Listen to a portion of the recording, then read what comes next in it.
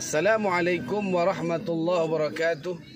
Alhamdulillah wassalatu wassalamu ala Rasulillah wa ala alihi wa sahbihi wa mawala amma ba'd. Ikhwati fillah rahimakumullah, dimanapun antum berada, semoga senantiasa dalam keadaan sehat walafiat. Ada satu ungkapan ya di salah satu media sosial bahwa kita sebagai seorang muslim, dan lebih khusus lagi disebutkan di sana bahwa kita sebagai seorang dai atau seorang ustadz tidak perlu terlalu membahas masalah gaib, ya terutama masalah jin gitu kan.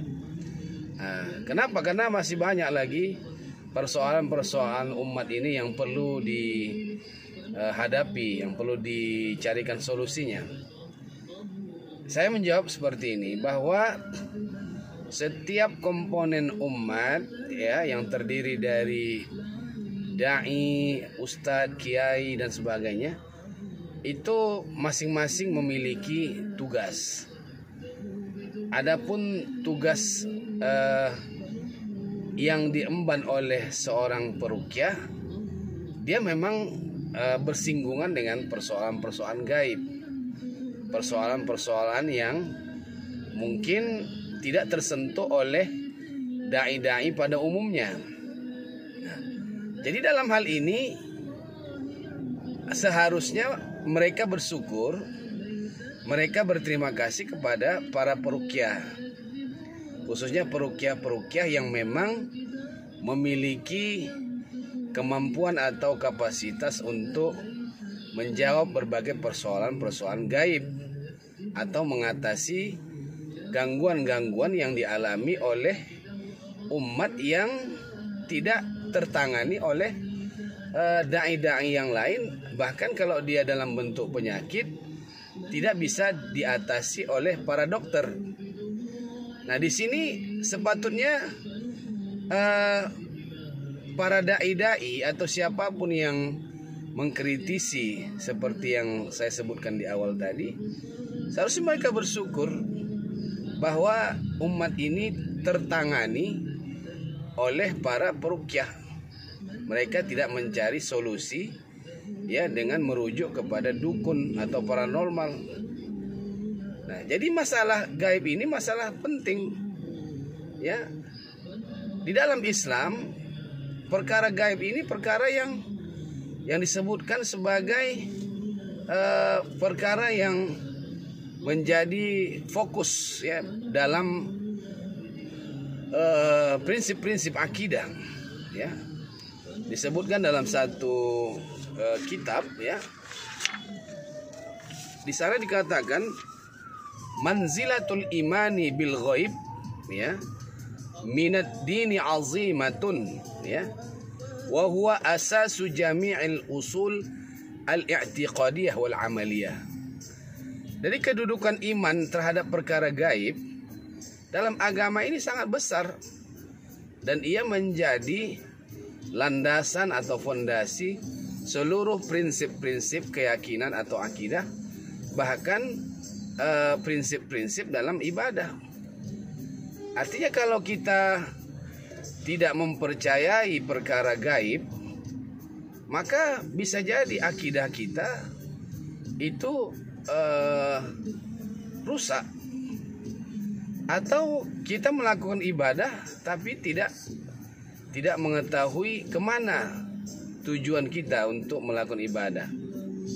Karena perkara-perkara gaib ini ya boleh dikatakan sesuatu yang memang prinsip ya. Maka oleh karena itu di awal-awal ayat Al-Quran ya, di awal surah Al-Baqarah itu kita memang sudah diingatkan, dzalikal kitabu la raiba fi hudal lil muttaqin ya alladzina yu'minuna bil ghaib. Nah, jadi orang-orang yang bertakwa itu adalah orang-orang yang beriman kepada yang gaib. Jadi sangat disayangkan ya kalau perkara gaib ini dianggap perkara nonsen, perkara yang tidak penting dalam Islam. Kita harus fokus kepada masalah politik, masalah ekonomi, ya masalah ini itu penting. Tapi jangan abaikan masalah-masalah ya gaib, masalah-masalah gangguan jin, sihir ya. Ini hal yang penting untuk kita ada orang-orang yang memang fokus di situ. Nah, jadi jangan sampai ada kritik-kritik yang mengatakan bahwa janganlah kita terlalu serius dengan masalah gaib ya. Nah, ini namanya orang-orang yang tidak mengerti ya pembagian tugas dalam dakwah. Ada orang berdakwah dalam bidang ekonomi Islam, ada yang berdakwah dalam bidang pendidikan Islam, ada yang berdakwah dalam bidang politik Islam. Silakan. Nah, jadi masing-masing ada tugasnya. Ya, jadi tidak semua dai itu hanya pada satu fokus saja. Kalau berbicara tentang masalah gaib, ya itu sangat panjang ya dan sangat memerlukan waktu yang cukup luas. Nah, tapi sedikit saya ingin menyampaikan di sini bahwa gaib itu ada terbagi dua. Ada namanya gaib hakiki atau yang disebut dengan gaib mutlak ya. Yang kedua ada yang disebut dengan gaib nisbi atau gaib muqayyad. Nah, itu masing-masing ya ada pembahasan secara khusus. Tapi secara singkat ya, ketika disebut gaib, perkara gaib itu biasanya terarah kepada gaib mutlak atau gaib hakiki ya. Gaib hakiki itu adalah sesuatu yang hanya Allah yang tahu tentang kegaiban tersebut, atau dalam istilah lain disebutkan ma yaghibu anil hawasi wal uqul ya, sesuatu yang tidak bisa disentuh dengan indera, panca indera, dengan penglihatan, pendengaran, sentuhan ya. Nah, dan juga tidak bisa dengan akal. Nah, itu namanya gaib hakiki. Nah, ada gaib nisbi ya.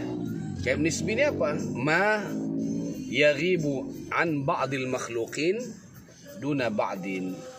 Yaitu sesuatu yang tidak bisa dilihat, diketahui oleh sebahagian makhluk atau sebagian orang, tapi bisa diketahui oleh sebagian yang lain. Nah, ini namanya gaib nisbi ya.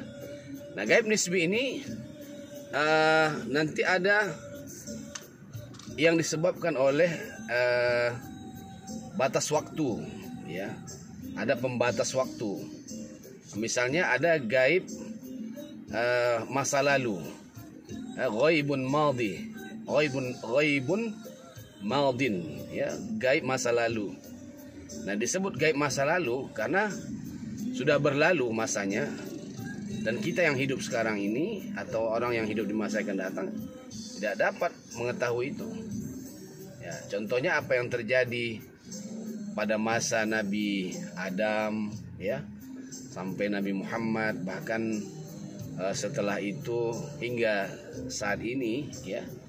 Pokoknya yang sudah berlalu itu gaib bagi kita yang hidup sekarang. Nah, ada disebabkan batasan masa akan datang. Ya, misalnya kita yang hidup sekarang tidak bisa mengetahui apa yang terjadi besok, ya, lusa, bulan depan, tahun depan, bahkan 1 jam ke depan pun kita tidak bisa mengetahuinya. Nah, ini disebut gaib nisbi. Tapi bagi orang yang hidup pada masa itu, pada masa kejadian itu, dia akan tahu, dia akan melihat, menyaksikan apa yang terjadi. Nah, ada namanya gaib ya, yang dibatasi oleh tempat. Nah, apa yang terjadi misalnya sekarang saya di luar, apa yang terjadi di rumah saya atau bahkan di luar kendaraan saya tidak tahu. Nah, kenapa? Karena dibatasi waktu, dibatasi oleh tempat. Ada pembatasan tempat. Jadi di satu tempat kita tidak bisa melihat di tempat lain. Nah, ikhwati fillah rahimakumullah. Jadi semua itu ada pembahasan secara sendiri. Mudah-mudahan pada pertemuan-pertemuan yang akan datang kita akan bisa membahas masalah itu semua, sehingga dapat kita pahami persoalan-persoalan gaib ini ya secara proporsional. Jadi tidak ada lagi alasan mengatakan bahwa perkara gaib ini adalah perkara yang tidak perlu untuk dibahas, perkara-perkara yang tidak masuk akal.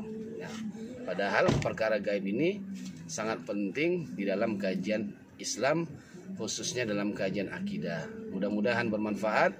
Wassalamualaikum warahmatullahi wabarakatuh.